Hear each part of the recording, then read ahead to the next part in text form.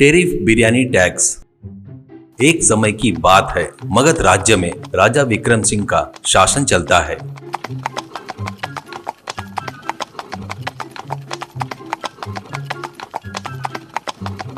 वो राज्य बहुत ही संपन्न राज्य था। उस देश के सभी प्रजा बहुत ही खुशी से जीते हैं।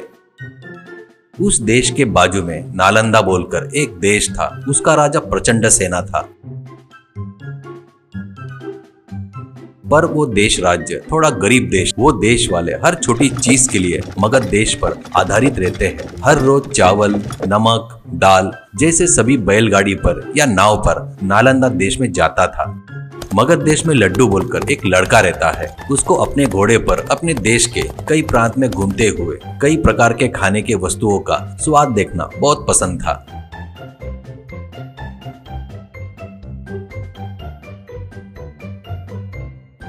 एक दिन वो, मेरा देश तो पूरा घूम लिया, अब से बाजू के देश में घूमकर वहाँ का भी स्वाद का मजा लेना होगा। पहले नालंदा देश में जाकर वहाँ का स्वादिष्ट खाना, वहाँ की संस्कृति, वहाँ के रीति रिवाज पता करना होगा, ऐसा सोचता है।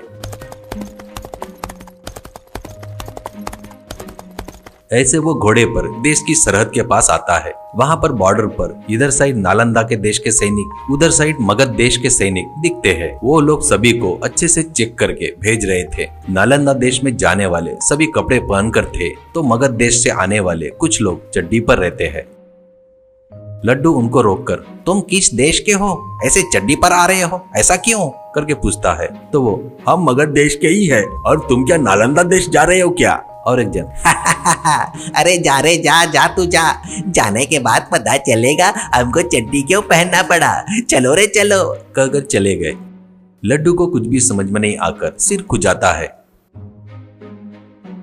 लड्डू अब पूरी तरह नालंदा नगर में प्रवेश करता है।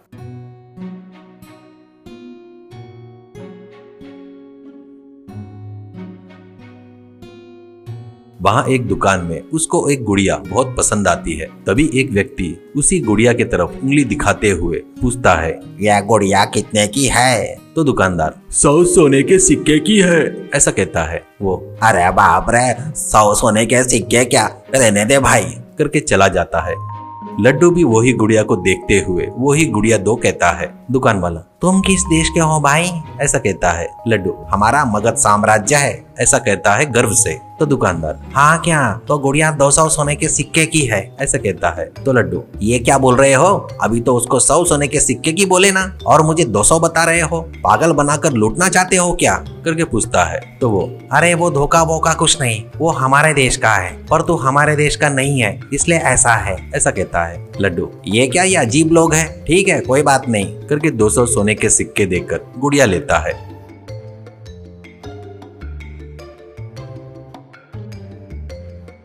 ऐसे वो जिस भी दुकान में जाता है, वो लोग उस देश वाले को एक रेट और लड्डू को ज्यादा रेट बता रहे थे। लड्डू कुछ भी नहीं कर पाने से ज्यादा सोने के सिक्के देकर खरीद रहा था।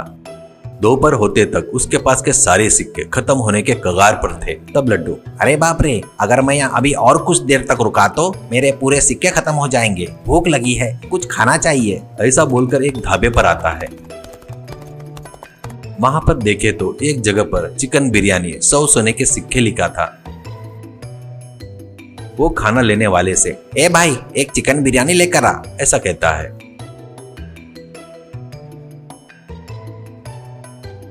वो बिरयानी लाकर दिए तो वो पेट भरकर खाता है।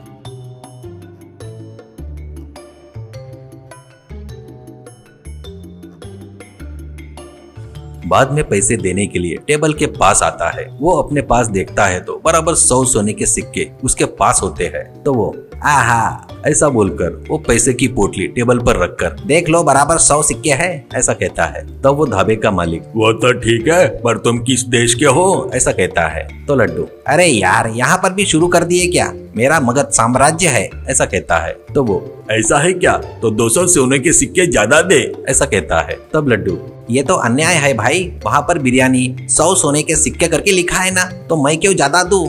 फिर भी इस देश में आया तब से देख रहा हूँ, हम उस देश के है कहते ही ज्यादा रेट बता रहे हो, ऐसा क्यों, करके पूछता है गुस्से से। तो वो, ये सब अपने राजा को जाकर पूछ, तुम्हारे देश से हमारे देश में आने वाले सामान पर कितना टैक्स डाल रहे हैं पता है क्या?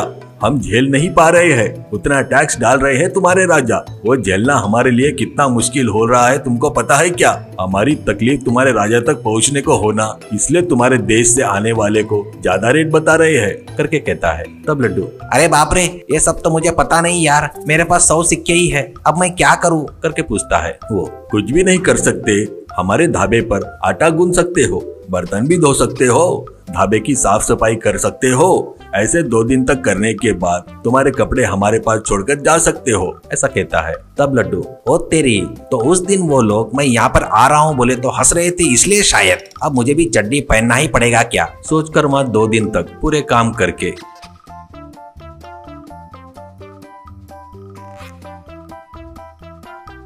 अपने कपड़े उनको सौंप कर वापिस अपने देश आता है। कुछ दिनों बाद राजा विक्रम सिंह को अपने देश वालों के साथ ऐसा हो रहा है, वहाँ पर ज्यादा रेट में बेच रहे हैं करके पता चलकर पश्चाताप होता है। इससे वो नालंदा देश का टैक्स कम कर देता है। वो देखकर उस देश की प्रजा बहुत खुश होती है।